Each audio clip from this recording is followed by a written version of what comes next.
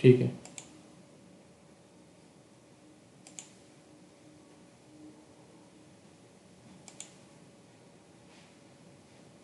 देखो order ID, customer ID, employee ID, order date, required date, ये सब दिया हुआ है। हम इन पे कुछ कैलकुलेशन कर रहे थे, जैसे मेजर बनाना है ना। मेजर बनाने के लिए मेजर क्या करता है, सिंगल वैल्यू रिटर्न करता है। कॉलम क्या करता है, एक पूरा कॉलम रिटर्न करता है। और टेबल क्या करती है, एक एक मल्टी मतलब थोड़ा सा रिजल्ट देती है जिसमें मल्टीपल कॉलम्स हो, है ना। छोटा रिजल्ट लेकिन मल्टीपल कॉलम्स, या बड़ा रिजल्ट भी दे सकती है। जैसे अगर हम फिल्टर करें इसको तो उससे टेबल बनाई जा सकती है। मान लीजिए आपकी एम्प्लॉय आईडी 8 है, ओके, और आप चाहते हो कि मैं एक टेबल बनाऊं जिसमें सारी एम्प्लॉय आईडी 8 के ही एम्प्लॉय ऑर्डर्स आए, जो एम्प्लॉय आईडी 8 से आए हों। ठीक है, देखते हैं हम टेबल टूल्स में जाके एक न्यू टेबल बनाते हैं। एम्प्लॉय 8 टेबल ऐसा कर लेते हैं। सर इस वाली डाटा का नाम क्या था? ऑर्डर्स वाली थी ना ये? कहाँ पे? ये वाले डाटा का नाम मेरे लैपटॉप में खो गया है। उस दिन डाउनलोडेड थी, अब खो गई। एक जगह रख लिया करो फाइल्स, उस पे से दोबारा डाउनलोड कर लेना आप। नाम तो मुझे नहीं पता। Power B I MySQL करके है, power B I MySQL. Download है। आपने रीनेम कर लिया होगा तो पता नहीं। पावर बी आई की फाइल होगी PBIX। अब हम एक काम करते हैं, यहाँ लिखते हैं employ 8 table, EMP8।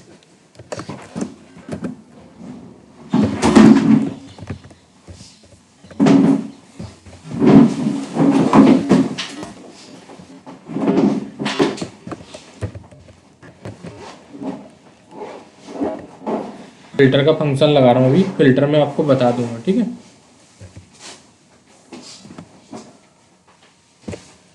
Expression fact orders of order ID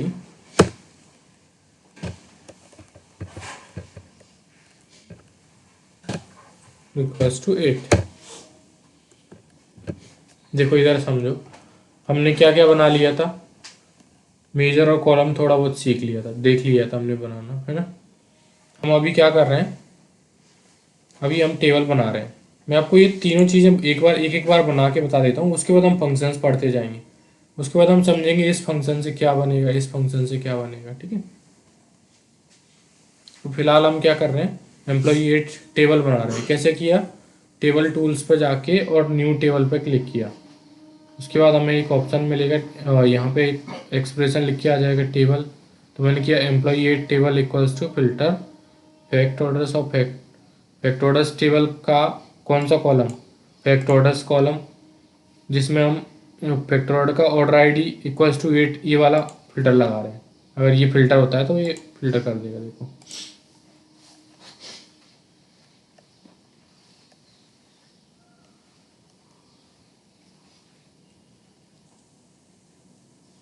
employ 8 table बन के आ गई है, जिसमें क्या होगा, ओनली एम्प्लॉय 8 ही रहेगा। इधर दिखाई दे रही है आपको टेबल एम्प्लॉय 8। इस टेबल में क्या होगा, ओनली 8 वाले एम्प्लॉय का ही डेटा होगा।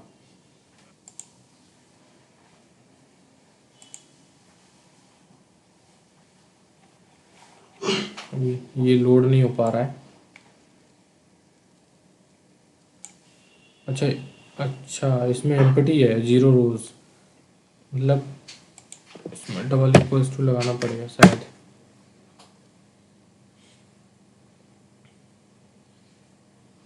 ये 8 जो है वो किस फॉर्म में है ये पता नहीं है। स्ट्रिंग के फॉर्म में तो नहीं है 8, फिर तो दिक्कत आएगी। ये भी एम्प्टी ही आ रही है।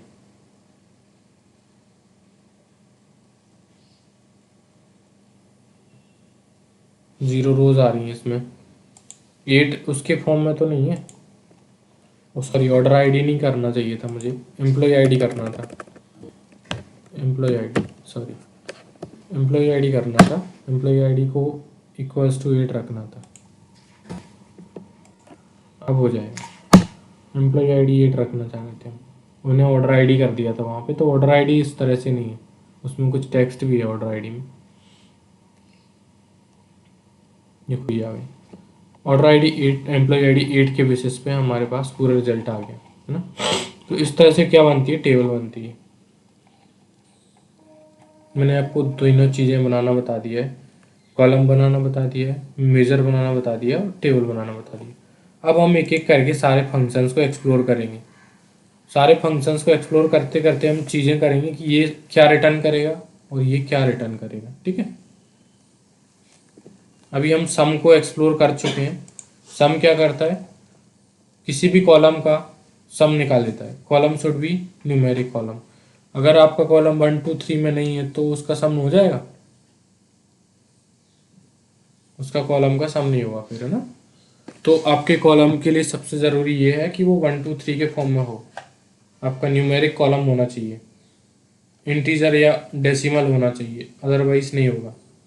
तो सम के लिए हम एक कॉलम दे सकते हैं। सम एक्स क्या करता है, सम एक्स क्या लेगा, एक टेबल लेगा। जिस टेबल पे आप सम एक्स लगाना चाहते हो, किस टेबल पे आप सम एक्स लगाओगे आपको बताना पड़ेगा।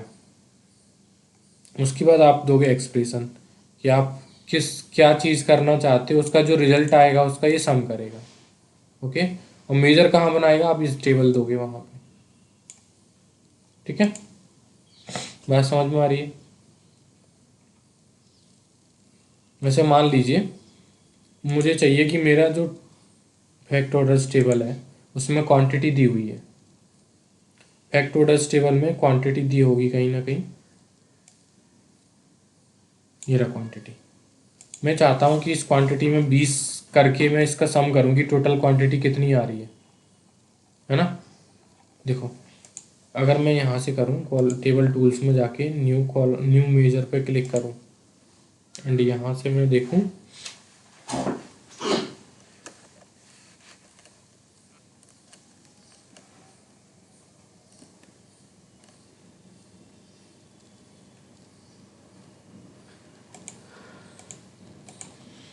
इसका करते हैं हम मेजर ही रख लेते हैं नाम, मेजर 1 या 2 रख लेते हैं, कुछ ऐसा मेजर ही ठीक है ना।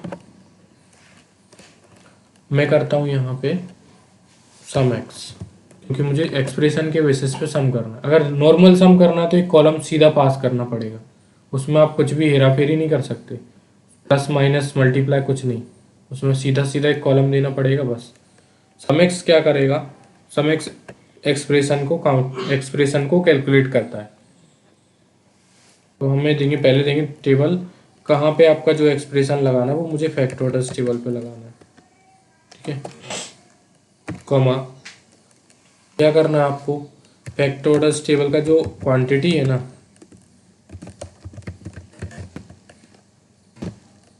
क्वांटिटी उसमें आप +20 कर दो सब में, है ना। उसका क्या करो, सम करो। फिलहाल कितना है देखो, अगर हम ऐसा देखें टोटल क्वांटिटी कितनी है 10 130, ये कितनी हो जाएगी 10 की जगह 20 और 10 30, ये कितनी हो जाएगी 150, ये 40, ये 60, है ना। तो ये बढ़ जाएंगी 20 प्लस हो जाएगा इसमें। उसके बाद इसका सम होगा। दोनों चीज़ों को हम एक एक करके देखेंगे। देखो मेजर एंटर किया, मेजर बन जाएगा।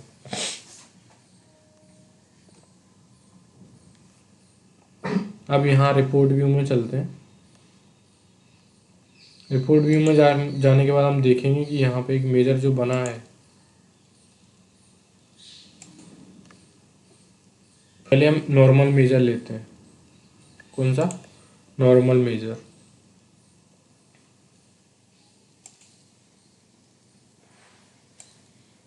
इम्प्लिसिट मेजर, जिससे हम पहले जो हमारी क्वांटिटी है उसको सम कराते हैं। क्वांटिटी किधर गई,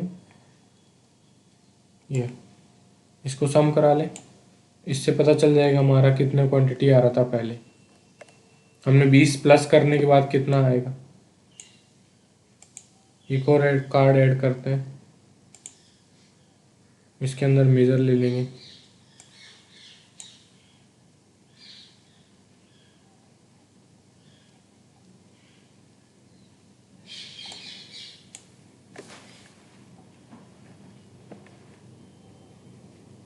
यार इसमें आप 20 ऐड करोगे हर क्वांटिटी में तो इतना तो हो ही जाएगा ना। तो उसका सम होके आ रहा है। किसका सम होके आ रहा है? वो जो एक्सप्रेशन लगाया था हमने, उसमें एक्सप्रेशन क्या लगाया था कि हम क्वांटिटी का सम करें, क्वांटिटी का सम करें 20 जोड़ के। हर क्वांटिटी में वहाँ पे एक होगा ना, तो वहाँ 20 और एक 21 हो जाएगा, 20 होगा तो 22 हो जाएगा। इतना बड़ा कैलकुलेशन करके आ रहा है। अगर मैं इसको मल्टीप्लाई कर दूं या माइनस कर दूं तो और कम हो जाएगा। देखो, हो सकता है माइनस में चला जाए, क्योंकि कई वैल्यू माइनस में जा सकती हैं। जो 20 से छोटी होंगी वो माइनस में चली जाएंगी, तो हो सकता है उसकी वजह से माइनस में चला जाएगी। सर, हाँ, हर कॉलम में अगर 20-20 ऐड करेंगे तो ये दुगना हो जाएगा नहीं मेरे हिसाब से। क्या? मतलब अगर अपन जो भी अपना क्वांटिटी थी हाँ। उसमें अगर अपन ने 20-20 भी ऐड किया हम्म। तो इसके मतलब अप्रोक्स थोड़ा ही बढ़ना चाहिए, ये तो काफ़ी बढ़ गया, तो दुगना क्यों बढ़ जाएगा। इधर देखो, कॉलम में नहीं कर रहे हैं, सेल में कर रहे हैं हम। नहीं, सेल में तो कर रहे हैं, वो सही है, जैसे अपने क्वांटिटी सब में पर्टिकुलर 20-20 जोड़ा ठीक है आपने। हाँ, इधर जीरो भी तो आ रहा है, कई सारी क्वांटिटी जीरो भी तो है सर। तो जीरो की जगह 20 हो गई होंगी, तो कितना? 672 करके तो हुआ है। सॉरी, ये क्वांटिटी ये है, वो डिस्काउंट। हाँ। तो देखो इधर इसमें टोटल और 1000 रोज है, 1000 रोज है ना। 1000 रोज में अगर 20-20 ऐड करोगे ना, तो 20,000 तो ऐसे ही बढ़ गया। इंटू कर लो ना, अभी बढ़ रहा है तो। 20,000 सीधा बढ़ गया ना। हम्म। 20 उसमें कितना था? 23K। और उसमें 43 इसमें 43K, तो 20,000 ही तो ऐड हुआ है सर। ठीक है। दिखाऊं आपको? नहीं नहीं, समझ गया।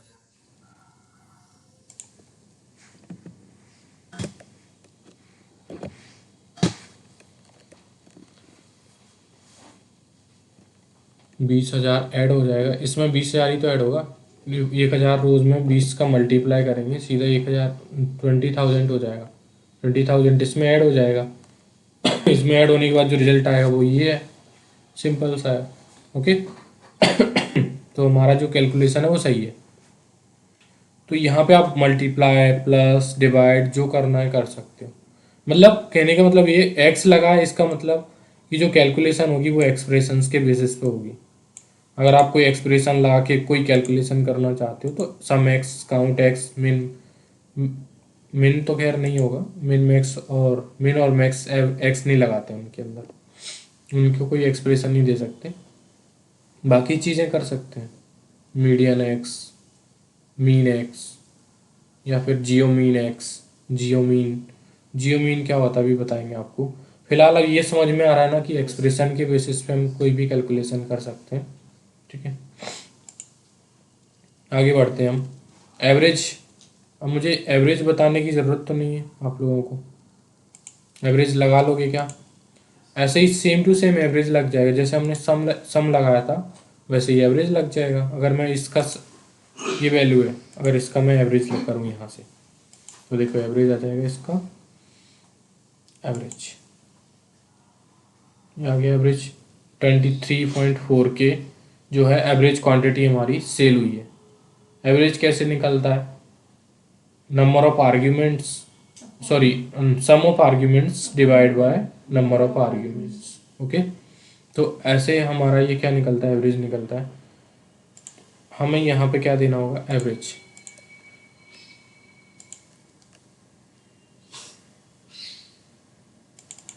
इस मेजर के अंदर हम एवरेज अगर दें तो सेम आ जाएगा। देखिए एवरेज एक्स करते हैं,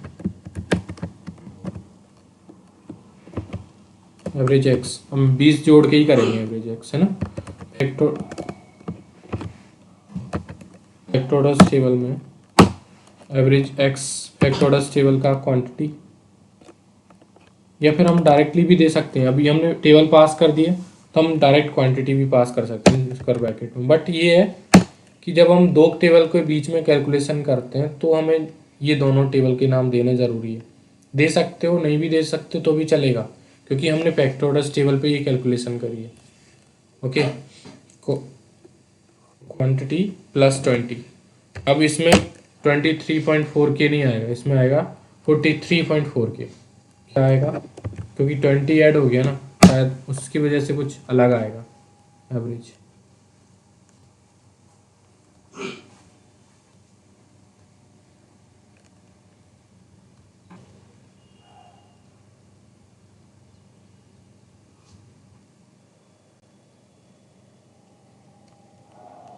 एवरेज कितना आ गया 43। पर ये के में है, क्या है ये? क्या एवरेज के में थोड़ी ना होगा, ठीक है, देखो। हाँ समझ गई समझ गई समझ गई, वो डिवाइड भी तो हुआ है, भूल गई थी। हाँ हाँ ओके, ये डिवाइड हुआ है तो एवरेज ये आ गया। हमने ये पहले निकाला था, ये हमारा एक्सप्रेशन वाला एवरेज, एवरेज एक्स से निकाला है हमने, ठीक है। बात समझ में आ रही है? ऐसे ही आप काउंट एक्स लगा सकते हो, काउंट एक्स से क्या करेंगे? एक्सप्रेशन के बेसिस पे ही काउंट कर लेंगे कुछ।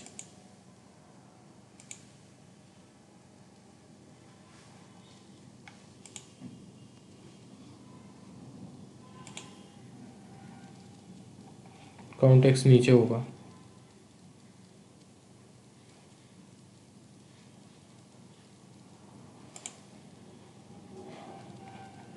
कर लेंगे नीचे, ठीक है जब आएंगे। पहले हम इनको फंक्शंस को लाइन से पढ़ते चलते हैं। एवरेज, एवरेज एक्स दोनों समझ में आ गया है ना। Median, Newton's the median of column. Median क्या होता है? एक ऐसी वैल्यू जो कॉलम में लगभग क्या होती है। मीडियन के बारे में थोड़ी प्रॉपर्टी देख लेते हैं हम गूगल से।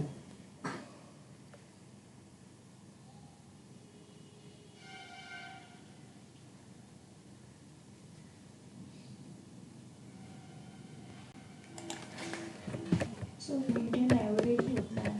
नहीं, मीन होता है एवरेज, मीन होता है एवरेज। मीडियन क्या होता है, थोड़ा सा अलग होता है मीडियन।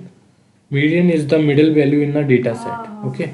सबसे मिडिलेस्ट वैल्यू होगी है ना, तो वो क्या रहेगी, मिडिल मैं वैल्यू। मीन को बोल रही थी, मीन होता मीन है। होता है average, okay.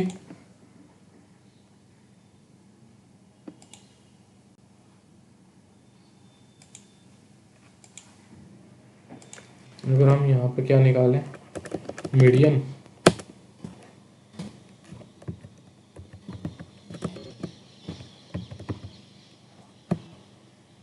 Median of vectors table का, सॉरी हाँ वेक्टोर्स टेबल का कौन सा कॉलम, क्योंकि हमने मीडियन एक्स नहीं लिया है अभी। मीडियन लिया है तो हम एक ही चीज़ दे सकते हैं, सीधा कॉलम देना पड़ेगा।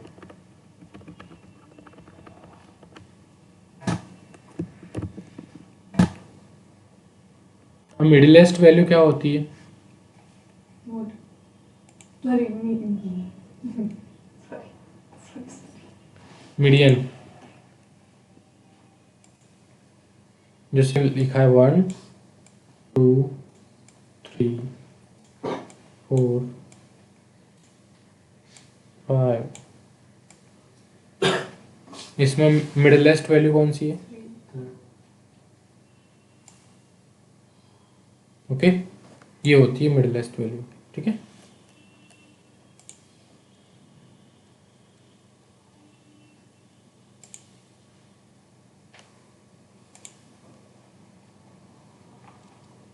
मीडियन समझ में आ गया। मीडियन एक्स बताऊं? मीडियन एक्स भी आपको ये एक्सप्रेशन लगा के निकाल सकते हो, है ना। जियोमीन, जियोमीन क्या होता है? Geometric mean. मीन अलग होता है, जियोमीन अलग होता है। जियोमीन कैसे निकालते हैं,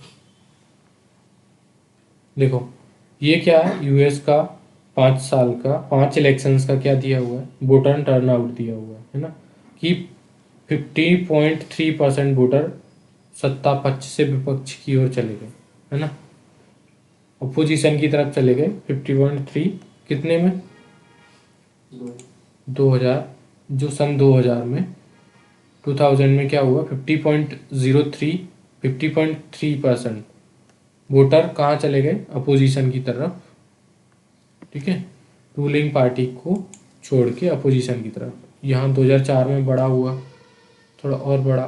तो इसको निकालने के लिए क्या करना पड़ता है, जियोमीन को कैलकुलेट करना पड़ता है। कैसे, आपको कोई कैलकुलेशन नहीं करनी है, आपको नहीं करना है कुछ भी, सब वो कर लेगा। लेकिन ये पता होना चाहिए कि जियो मीन निकलता कैसे है ना। तो वोटर टर्नआउट 50, ये 1 2 3 4 5, इसका 5 टाइम रूट निकालेंगे हम। किन का? इनका जो मल्टीप्लाई होके आएगा ना, उनका 5 टाइम रूट निकालेंगे इनका।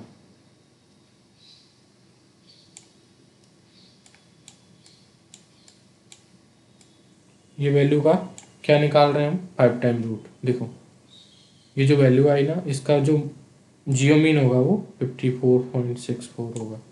तो जियो मीन क्यों निकाला जाता है? क्योंकि वो देखते हैं कि हर साल एवरेज कितने वोटर टर्नआउट होते हैं, उसके बेसिस पे वो अपनी स्ट्रेटजी बनाएंगे फिर कि इस सिलेक्शन में क्या किया जा सकता है।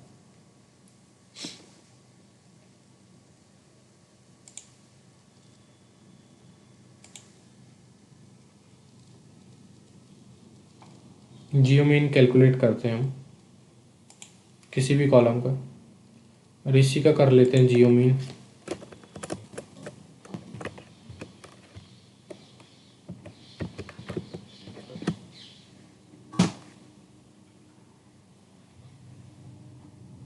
जियो मीन के बारे में समझ में तो आया। अपन को कुछ नहीं करना है, सब ये कर लेगा। अगर आपसे कोई बोलता है कि मुझे जियो मीन की रिपोर्ट चाहिए, यहाँ पे एक जियो मीन की रिपोर्ट ऐड करिए, तो निकाल लेंगे आप, बहुत ईजी है। यहाँ से नहीं निकालना है तो इस पे भी निकाल सकते हो आप, ज़रूरी थोड़ी है वहाँ से ही निकालो। यहाँ पे आपने क्या दिया, दे रखा है यहाँ पे एवरेज ऑफ, यहाँ पे जियो मीन भी दिया होगा, एवरेज सम एक्स मीन स्टैंडर्ड डेविएशन। यहाँ पे जियो मीन नहीं है तो वो तो आपको यहाँ से कैलकुलेट करना ही पड़ेगा, ठीक है। मीडियन है, वेरिएंस है, स्टैंडर्ड डेविएशन है, काउंट डिस्टिंक्ट नहीं है ना। तो ये तो आपको काउंट करना ही पड़ेगा। जियो मीन कहाँ से होगा, आपको कहाँ से निकालना पड़ेगा? जियो मीन के लिए फॉर्मूला लगाना पड़ेगा या फिर डेक्स लगाना पड़ेगा, जिससे जियो मीन निकाल पाएंगे आप। ओके, आगे बढ़े। जियो मीन समझ में आया ना? जियो मीन अब एक्सप्रेशन के बेसिस पे निकल जाएगा। एक्सप्रेशन का मतलब तो समझ में आ रहा है ना आप लोगों को? एक बार इन फंक्शंस को ट्राई करना, ठीक है। Count, return the number of cells in a column that contains non blank values. Non blank को काउंट करता है। काउंट क्या करता है? नॉन ब्लैंक को काउंट करता है। जरा देखते हैं हम।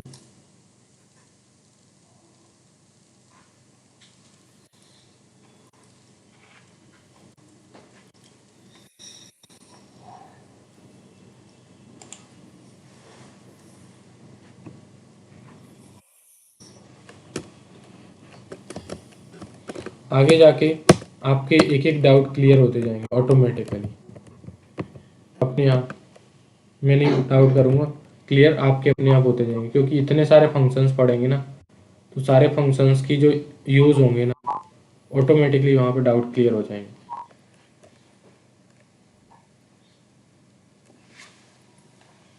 आई थिंक आवाज़ नहीं आ रही है। Hello, yes sir. आ रही है ना आवाज़? हाँ सर, क्लियर है। ओके, मैं सोचा आवाज़ नहीं आ रही है। नहीं नहीं सर, आप फॉर्मूला बता रहे थे तो वही देख रहा था। ओके, तो काउंट करेक्ट ऑर्डर्स, सॉरी, किसी कॉलम को काउंट कर लेंगे, जैसे कस्टमर आईडी को काउंट करना है, देन इसको काउंट कर लेंगे हम। अब काउंट एक्स क्या होगा, एक्सप्रेशन के बेसिस पे काउंट कर लेगा।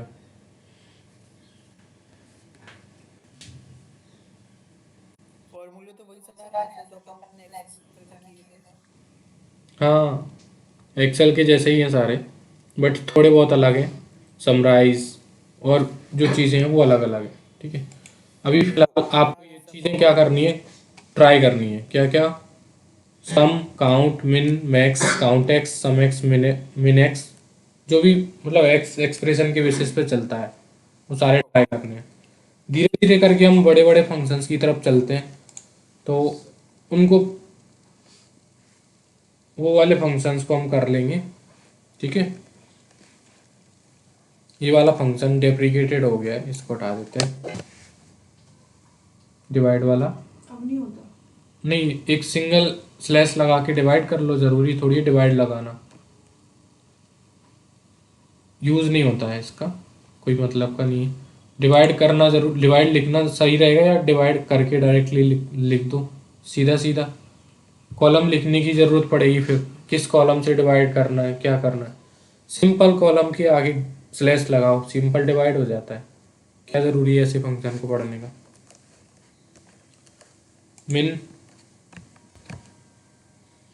मिनिमम निकाल देगा किसी भी कॉलम का, ओके। मिनिमम वैल्यू निकालेगा, मिनिमम वैल्यू, जो डाटा में ऑलरेडी हाँ, प्रेजेंट है।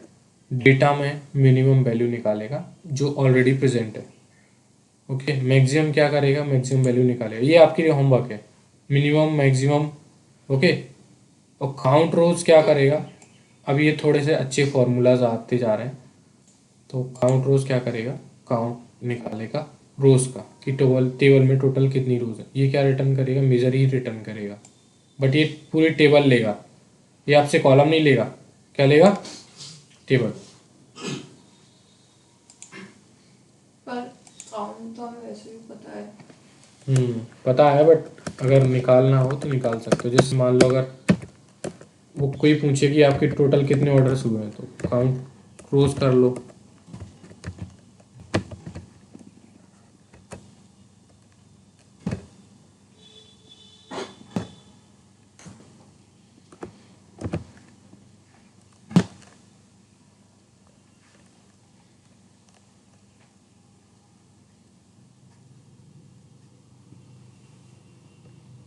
काउंट रोज क्या करता है, रोज को काउंट करता है। जहां मेजर बना होगा ना, उस टेबल की ऑटोमेटिकली काउंट कर लेगा। हमने अगर यहाँ पर कुछ भी नहीं दिया है, मेजर को कॉल करते हैं इसमें, ऑलमोस्ट 1K, एक वैल्यू कम है तो 1K दे दिया उसने, ओके। कितनी रोज है, 999 कुछ, या 1000 ही है, हाँ 1000 ही है, तो 1K दे दिया उसने, ठीक है। हमने यहाँ पे कुछ पास तो नहीं किया। नहीं। अगर हम यहाँ पे पास करें कि डिम कस्टमर्स के अंदर कितने कस्टमर हैं हमारे पास, तो ये इसको बदल देगा, कितने कस्टमर्स हैं, कस्टमर को काउंट कर लेगा। काउंट रोज में क्या होगा, सारी रोज काउंट होंगी, नॉन ब्लैंक। ब्लैंक रोज एक भी होगी तो काउंट नहीं होगी, है ना। लेकिन blank row in the sense किसमें कि जैसे पूरा डाटा है, हाँ तो कस्टमर के आगे ब्लैंक एंट्रीज है, तो वो कस्टमर का नाम तब भी काउंट करेगा ना। हाँ, कस्टमर का नाम होना चाहिए, एक किसी भी एक कॉलम में वैल्यू होगी तो वो काउंट कर लेगा उसको, पूरा नहीं करेगा। अगर पूरे में ब्लैंक है, जैसे हमने वो स्टार्टिंग में देखा था, स्टार्टिंग के एग्जांपल में, उसमें क्या था, पूरी ऊपर की दोनों रोज ब्लैंक थी, उनको काउंट नहीं करेगा। किसको काउंट करेगा, नॉन ब्लैंक, ओके।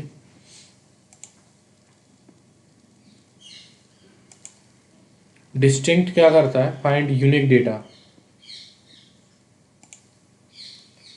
अब डिस्टिंक्ट क्या रिटर्न करेगा बताओ, कॉलम, मेजर या टेबल, बताओ। लिस्टिंग क्या करता है, स्पेसिफिकली वो लाता है ना, एक वैल्यू। डिस्टिंक्ट, हाँ, कि जैसे हमने अगर मैं distinct किसी use कॉलम करा पे है। डिस्टिंक्ट लगाता हूँ तो क्या रिटर्न होगा। जैसे मान लो मुझे कस्टमर नेम पे डिस्टिंक्ट लगाना है, तो डुप्लीकेट वैल्यू नहीं रिटर्न करता ना डिस्टिंक्ट, हम्म, तो वो मेजर वो करेगा। मेजर, मेजर नहीं, कॉलम वाला क्या था, भूल ही गई हमारे बड़ा। देखो मैं बताऊं, एक कॉलम होता है ना, उसमें पूरी वैल्यू एग्जैक्ट उस कॉलम की लेंथ के बराबर आनी चाहिए। तो ऐसा तो होगा नहीं कि डिस्टिंक्ट पूरी लेंथ के बराबर दे दे, ऐसा तो नहीं होगा ना। वो कितनी देगा, कुछ कम देगा उससे। तो कम कितनी होंगी, वो कम कहाँ पे रखेंगे हम, क्या हम मेजर के अंदर रख सकते हैं कम वैल्यूज को, क्या हम कॉलम के अंदर रख सकते हैं, नहीं रख सकते। क्यों? क्योंकि एक कॉलम को पूरी वैल्यूज चाहिए, पूरा हम डिस्टिंक्ट अगर देंगे तो फिर उसके लिए तो एक पूरी कॉलम में जगह कैसे चाहिए ना। आएगा? देखो मेरी बात सुनो, कंडीशन 91 हमारे टोटल कस्टमर है, ठीक है। हाँ। इनमें किसी ने डुप्लीकेट एंट्री नहीं करी है, यहाँ पे कोई भी डुप्लीकेट एंट्री नहीं है। अगर मान लो यहाँ पे ऑर्डर्स टेबल में चलते हैं हम, फैक्ट ऑर्डर्स टेबल में,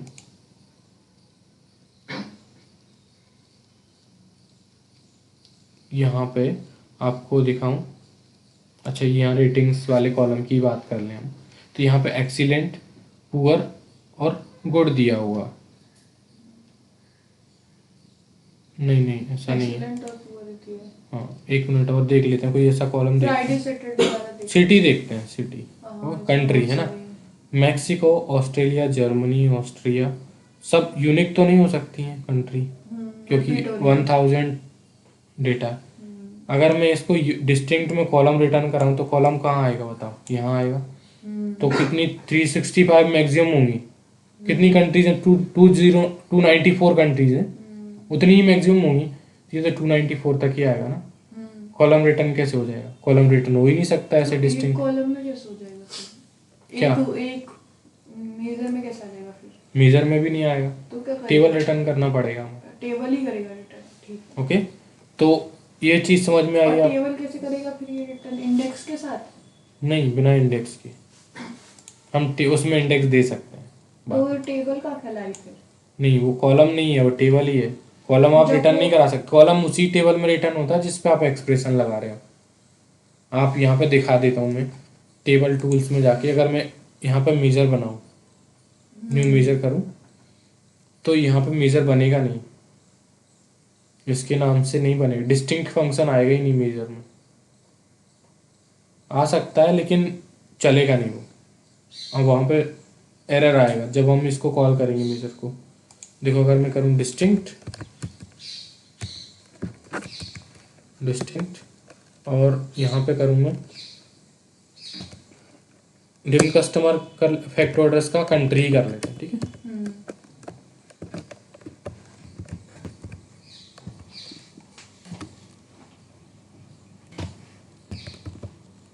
शिप कंट्री ना, शिप कंट्री,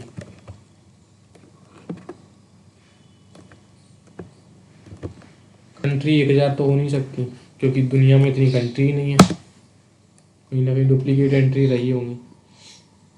अब मेजर तो बन जाएगा, वैल्यू रिटर्न नहीं करेगा। देखो बनने दो इसको, मेजर बन जाएगा, आपको लगेगा कि मेरा मेजर बन गया, लेकिन वो वैल्यू रिटर्न नहीं करेगा। इसमें हम मेजर टूल आते हैं।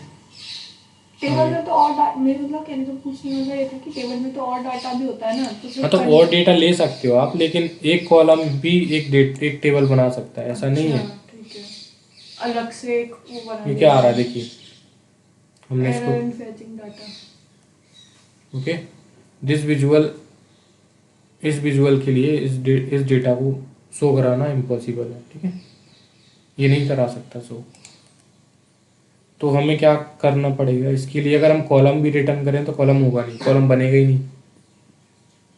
देखो ज़रा कॉलम भी बना के देखते हैं हम, अभी हमने क्या बनाया था, मेजर बनाया था, कॉलम बना के देखते हैं। टेबल टूल्स में जाते हैं, न्यू कॉलम पे क्लिक करते हैं।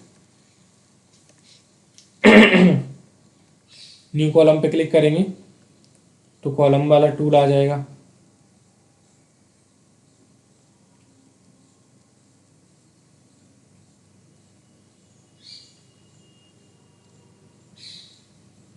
ये कॉलम आ गया, इधर हम कॉलम बनाएंगे। अब कॉलम में क्या लिखेंगे, कॉलम में लिखेंगे कि हमें डिस्टिंक्ट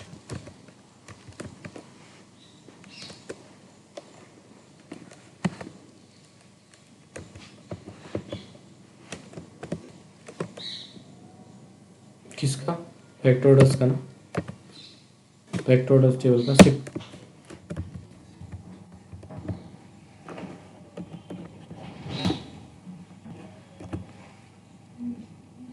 सही है ना, एक्सप्रेशन तो सही है, सिर्फ कंट्री, ओके।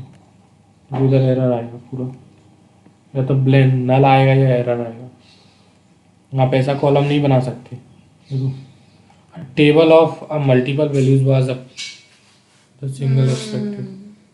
ओके, क्योंकि अपन इसमें किस बेसिस पे रिटर्न कर रहे हैं वैल्यू। यहाँ पे तो कोई कोई इसका जो कॉलम रिटर्न करने का जो तरीका है ना, उसमें उसको कंडीशन के बेसिस पे होता है। उसकी कोई कंडीशन होगी, उसके बेसिस पे वो रिटर्न करता है। आप ऐसे ही रिटर्न नहीं करा सकते। इसीलिए डिस्टिंक्ट क्या रिटर्न करेगा, टेबल। दिखाऊं टेबल टू इसमें जाके, न्यू टेबल। अच्छा एक काम करते हैं, डिस्टिंक्ट में 2 कॉलम कॉल कर लेते हैं, फिर आपको कंफ्यूजन नहीं रहेगा। ठीक है, 2 कॉलम भी कॉल हो जाते हैं। हाँ, डिस्टिंक्ट फैक्टोर्स टेबल का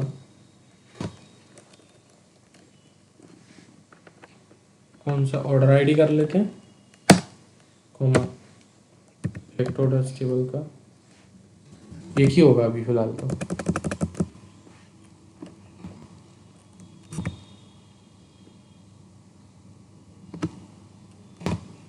सिर्फ एंट्री कर लेते हैं। ठीक है,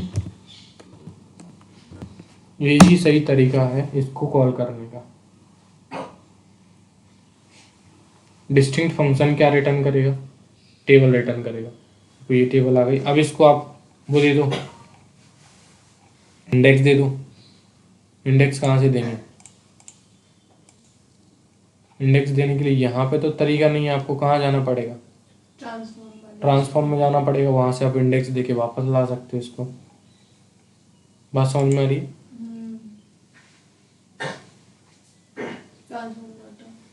ट्रांसफॉर्म कर सकते हो, पर वो उसी के अंदर हो जाएगा ना। तो एक देखिए 21 टोटल सिटीज हैं जो डिस्टिंक्ट है ना। 21 टोटल रोज कितनी थी हमारे पास, 1000। 1000 में से 21 सिटीज ही यूनिक है, बाकी सब डुप्लीकेट है। ठीक है, क्लियर हो रहा है यहाँ तक। अब तो नहीं है कंफ्यूजन टेबल कॉलम और मेजर में। अभी धीरे धीरे करके हम सारी चीज़ें करते जाएंगे तो चीज़ें ऑटोमेटिकली होती जाएंगी। ठीक है, अच्छा ये डिस्टिंक्ट काउंट क्या रिटर्न करेगा बताओ, कॉलम मेजर या टेबल, बताओ। डिस्टिंक्ट काउंट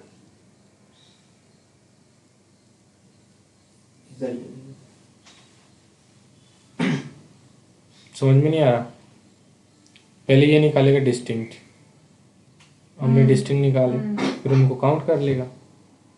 तो ये अलग से वो नहीं करेगा, सिर्फ नंबर ऑफ ये रिटर्न करेगा। ठीक है, फिर ठीक है। तो क्या क्या निकालेगा, पहले ये इसके अंदर ही क्या निकाल लेगा, यूनिक निकाल लेगा। ठीक है, डिस्टिंक्ट, फिर उनको काउंट कर लेगा। जैसे हमने क्या निकाला था यहाँ पे, टेबल 8 जो टेबल 2, मैं उसमें ले गई थी कि टेबल अलग से करके फिर आप उसमें कैसे दे देगा, अब समझ में आ गया। देखो हमने यहाँ पे एक टेबल बनाई थी ना, टेबल व्यू में चलते हैं। यहाँ पे हमने डिस्टिंक्ट निकाल लिया। ओके, अगर हम इसको डिस्टिंक्ट काउंट करें तो यहाँ पे एरर आ जाएगा। एरर नहीं आएगा यहाँ पे, एरर नहीं आएगा। एक वैल्यू भी रिटर्न कराई जा सकती है टेबल के अंदर। नहीं, एरर आ गया है ना।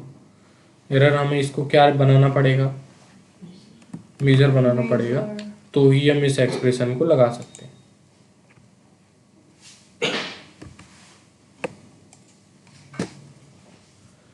मेजर बना लेंगे हम। मेजर क्या करेगा, पहले इनका डिस्टिंक्ट निकालेगा, फिर उसको काउंट कर लेगा। जैसे अभी ये इसका डिस्टिंक्ट निकाला है, अब इसको काउंट कर लेंगे तो क्या बन जाएगा, मेजर ही तो बन जाएगा। अब अगर मैं इसको काउंट कर लूँ यहाँ पे ही, यहीं पे मेजर बना लें इसी टेबल में, ये जो नई टेबल 2 बनाई है ना, इसी में मेजर बनाते हैं।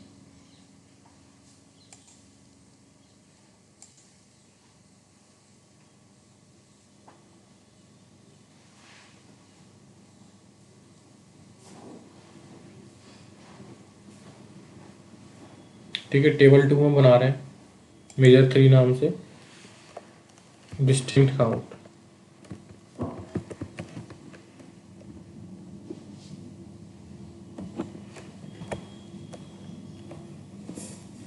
करेक्ट ऑर्डर्स टेबल का शिप कंट्री,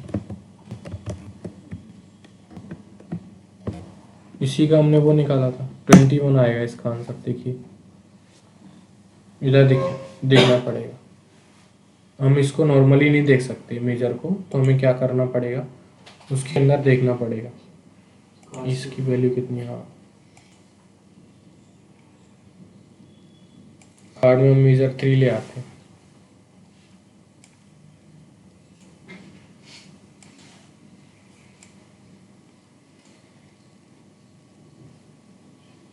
हो गया 21। बात समझ में आ रही है? डिस्टिंक्ट काउंट क्या करेगा, वैल्यूज को पहले उनको यूनिक निकालेगा, यूनिक निकालने के बाद काउंट करेगा। ठीक है। रैंक कल पढ़ेंगे हम, है ना, कि आज ही पढ़ लेते हैं। कॉलम रिटर्न करेगा रैंक, रैंक एक्स, है ना। रैंक निकालेंगे, रैंक एक्स क्या करेगा, एक कॉलम रिटर्न करेगा, क्योंकि रैंक किसके बेसिस पे निकाली जाती है, कॉलम के बेसिस पे। पूरे कॉलम को रैंक देंगे ना हम। ठीक है, चलो करते हैं इसको। ये लास्ट बचेगा, तो फिर उसके बाद कल नेक्स्ट सेक्शन स्टार्ट करेंगे। तो ये जो बेसिक बेसिक फंक्शंस हैं स्टार्ट सारे खत्म हो जाएंगे। अच्छा, एक काम करते हैं, वहाँ पे निकालते हैं रैंक। सेल्स पे, मतलब वो हाँ। ऑर्डर्स वाले उसमें किसके बेसिस पे निकालें बताओ, क्वांटिटी के बेसिस पे? क्वांटिटी तो सेम भी हो सकती है। सेम हो सकती है, तो सेल भी सेम हो सकती है, ऐसा थोड़ी ना है। चाहे कितनी भी क्वांटिटी सेम हो, क्या दिक्कत है। ये एक पर्टिकुलर ऑर्डर की रैंक निकालेगा, किसकी, पर्टिकुलर ऑर्डर की। ऐसे रैंक नहीं निकालेगा कि पहले सबको कैलकुलेट करे, उसके बाद सम करे, सम करने के बाद रैंक निकाले। वो उसके लिए आपको कैलकुलेशन जैसी दिखाना चाहते हो वैसी लगानी पड़ेगी, फिर उसके लिए टेबल बनेगी। यहाँ तो हम एक कॉलम निकाल रहे हैं, तो ये किसके बेसिस पे निकालेगा। जैसे मान लो मैंने क्वांटिटी के बेसिस पे अगर मुझे रैंक निकालना है 10, 130 और 120, ये चार, इनमें रैंक बताओ मुझे, इन चारों पांचों सेल्स में मुझे रैंक बताओ कि पहली रैंक किसको दी जाएगी। 10 को नहीं दी जाएगी, हाईएस्ट को दी जाएगी, 130 को। और रैंक कैसे निकाली जाती है, वैल्यूज को देखने के बाद कि ये वैल्यू सबसे बड़ी है तो इसको पहली रैंक। ऐसा भी हो सकता, हाँ, डेंस डिसेंडिंग ऑर्डर में निकाली जाती है डेंस रैंक। ठीक है, डेंस रैंक। और एक होती है नॉर्मल रैंक, जिसमें क्या होता है 10 को पहली रैंक दे देंगे क्योंकि सबसे छोटा है, और 130 को सबसे लास्ट रैंक मिलेगी, तो वो होती है नॉर्मल रैंक। डेंस रैंक क्या होती है, जो डिसेंडिंग ऑर्डर में निकाली जाती है। 130 को पहली मिलेगी, 40 को दूसरी मिलेगी, 20 को तीसरी मिलेगी, 10 को फोर्थ मिलेगी। ओके, फिलहाल हम यही करते हैं। अब पूरे डेटा में देखेगा, ऐसा नहीं है कि यहाँ पे देखे, कहाँ पे देखेगा, इसी कॉलम को हम थोड़ा एडिट कर लेते हैं।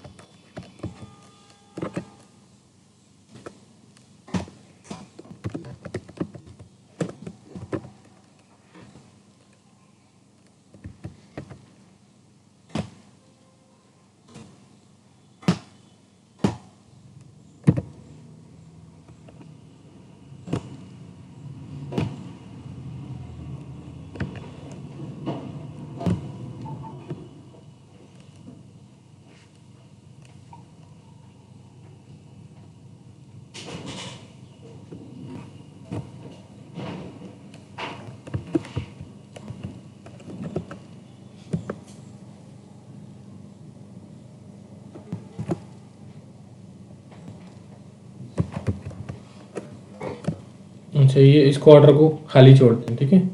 और जो है ना यहाँ पे देंगे हम डिसेंडिंग ऑर्डर वाली रैंक चाहिए हमें, ठीक है। कौन सी रैंक? डिसेंडिंग ऑर्डर वाली, ठीक है। जो ऑर्डर वाला सेक्शन था वो हमने खाली छोड़ दिया, और हमने जो रैंक चाहिए वो हमें डिसेंडिंग ऑर्डर में चाहिए, ठीक है।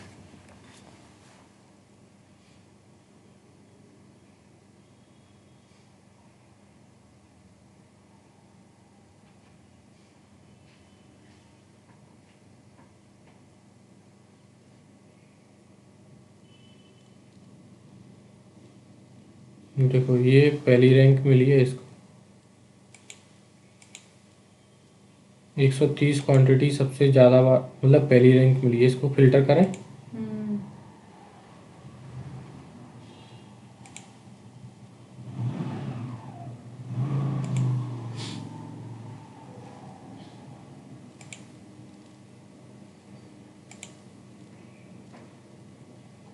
असेंडिंग या डिसेंडिंग से तो सॉर्ट कर दो तब हाँ है ना। सॉर्ट असेंडिंग कर लेते हैं, सॉर्ट डिसेंडिंग,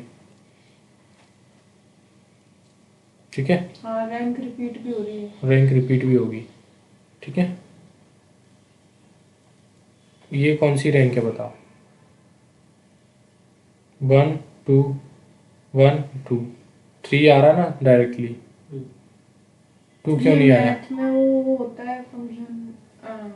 ये नॉर्मल रैंक है, इसको डेंस रैंक बनाना पड़ेगा। जैसे जैसे आप जैसे 1 कितनी बार आया, अगर एक और बार आ जाता तो वहाँ पे 3 नहीं आता, 4 आ जाता। प्रॉब्लम ये है कि ये जो रैंक है ना, ये कौन सी है? नॉर्मल रैंक है, ये डेंस रैंक बनानी पड़ेगी, क्योंकि देखो 1 2 उसके बाद डायरेक्टली 3 आया, 2 कहाँ गया? 2 वाली रैंक कहाँ गई? यहाँ पे लिखना पड़ेगा डेंस, यहाँ पे नहीं, एक और आर्गुमेंट होता है शायद इसका, डेंस रैंक, ठीक है। डेंस रैंक क्या करेगा? पहली दो को क्या देगा? 1 1, उसके बाद 2 से स्टार्ट होगा, फिर 2 देगा, फिर 3 अभी जो इसने 4। डिफॉल्ट किया है मैथ में है एक देखो इधर इधर एक topic। चीज समझो आप, ये क्या हो रहा है? 1 1 दोनों को 1 1 दे दिया, उसके बाद 2 को स्किप ही कर दिया उसने, 3 दे दिया, 3 को 1 2 3 4, तो सीधा 6 के बाद स्टार्ट किया है उसने, 3 के बाद। ऐसा नहीं करना है, डेंस रैंक देनी है हमें। कौन सी? Dense rank. देखो डेंस रैंक कैसी होती है? डेंस रैंक और स्काइप रैंक थोड़ी अलग अलग होती है। देखो अब कैसी आ रही है रैंक? 1 1 2 2 2 2 3। ऐसे जो नॉर्मल रैंक हम देखते हैं रैंकिंग में, वो यही रहती है, ठीक है। रियल लाइफ में हमारी जो रैंक रहती है वो यही रहती ये वाली रहती है। सर है। हाँ वो आज के लिए इतना रखें। ओके। हाँ, और सर मैं ये कह रहा था शायद कल मैं छुट्टी पे रहूँ, थोड़ा क्या है मेरे को अर्जेंट काम है, शायद मैं क्लास ले भी सकता हूँ नहीं भी। ओके मतलब ऐसे तो कोशिश करता हूँ क्लास ले लूँ, लेकिन सर क्या थोड़ा घर पे काम है ना, ऐसा ना आ सकूँ। कोई बात नहीं, ठीक है।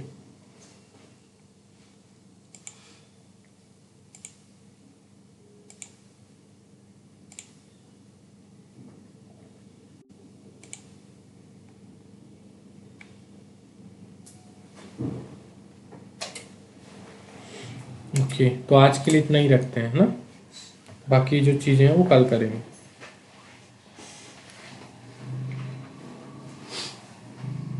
आप लोग थोड़ा जल्दी आने का ट्राई किया करो, है ना, थोड़ा लेट हो जाते हो,